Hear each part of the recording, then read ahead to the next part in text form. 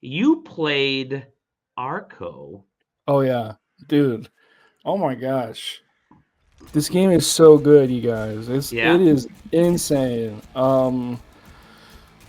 Yeah, it's like a freaking turn-based real-time action game Huh. set in like. You can't just string the words together, brother. That's not how it works. No, I'm trying. I mean, I'm actually trying my. So like, it takes place in Mexican America, kind of like not Okay. real America, but it's very much like Blood Meridian inspired Mexican Texas area game story.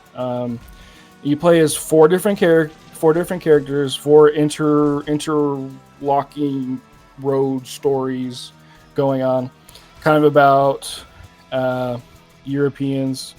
They're called, I forget what they're called exactly, but they're just these white guys who are invading your native land, and there's all these Mesoamerican kind of spirits that you're trying to.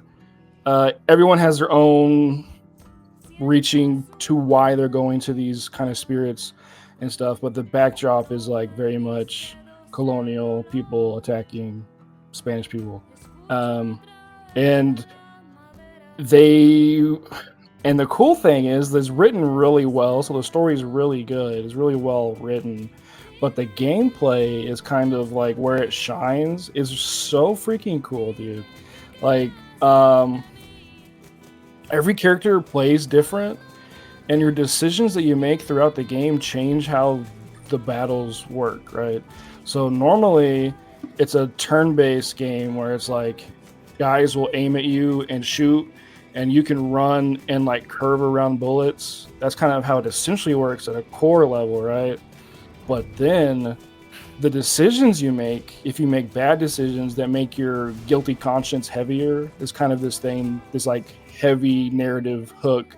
Is if you make things that make your characters feel guilty, the gameplay starts becoming faster. It becomes a real like a real time game instead of being a turn based game. So instead of being a turn based bullet hell, it becomes a real time bullet hell game.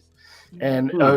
and while you're in here, you get these things called ghosts that Hmm. will kind of like appear during your battles and chase after you and like bog you down. So you don't want that. So you have to make other choices in the story to kind of get rid of these ghosts and kind of, if you want to, bring the gameplay back to being like this turn-based game where it's like, yeah, it's really good. It's so Mhm. awesome. Cool.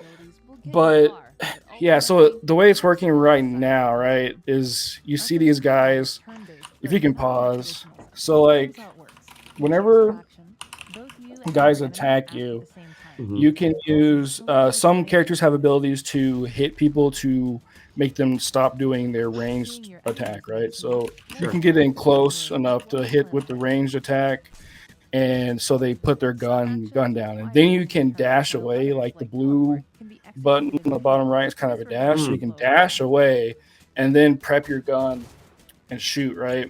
So there's that, or they shoot at you and then you can use your dash, and if you hold down the mouse, Hmm. you can curve your character around the bullets. That's that little curve line thing that we saw. Okay. It is Cool. so freaking cool, dude.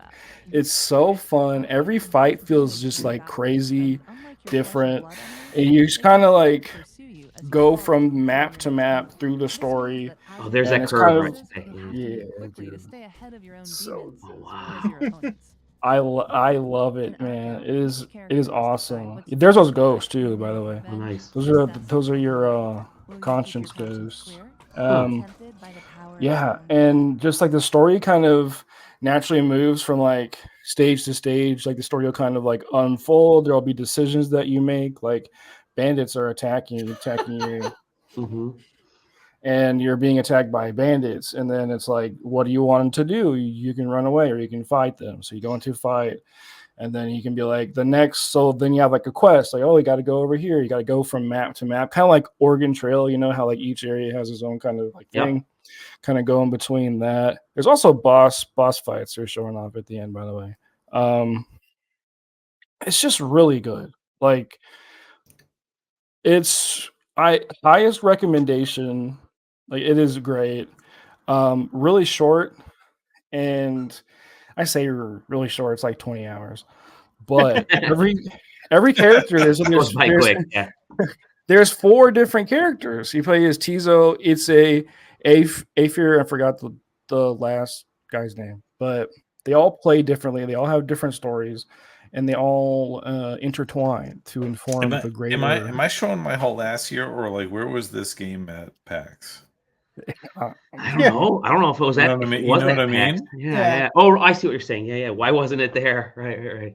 Well, like the only reason I'm prefaced it by saying I hope I'm not showing my whole ass is that like somebody swoops in from the rafters and was like, it was there. No, I don't remember it. Road 112. Well, what's interesting about this? So you mentioned it's like 20 hours or whatever. I remember when we first we have a list of review codes, and Zach wanted this game, so we got the review code for this. We posted it, and then like 2 or 3 days later, we said, hey, this other review code came in for this next game. Zach, we can send it to you, but you may still be busy. He goes, oh no, I completed Arco. I'm like, oh damn. Couldn't stop playing it. That's awesome. It is like, it's one of those amazing games. It's amazing. It's really good.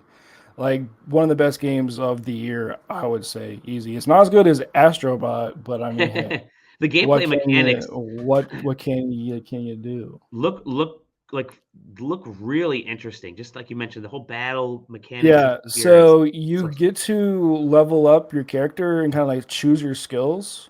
So you have a select amount of slots to allocate to your skills. So it's kind of you have to be like, I can go through this tree and waste my points to get these skills and then not have enough to allocate it to. So you kind of get to like build your character, because you can have moves that stop attacks. You can have moves that are like range attacks, that are stabbing attacks, that are like lunging attacks. So you kind of have to be thoughtful with how you build your character, but it also gives you customization to how you want to play. And you can also recruit other characters throughout your stories. So you can have multiple people, and you can be like, oh, I want him to be this like stabber guy that can cancel the machine guns. And then I can have my other guy be the crossbow guy to like, shoot people. Like you can jump back and forth between those. Yeah, it's really good. Like, it works great on the Steam Deck, by the way. So cool. That's cool. That definitely seems like the kind of game that it's almost looks like you're almost playing with like little figures and stuff as you're moving around. Yeah, I really like the art style because it's very unassuming. Like you look at it, you're like, oh, okay.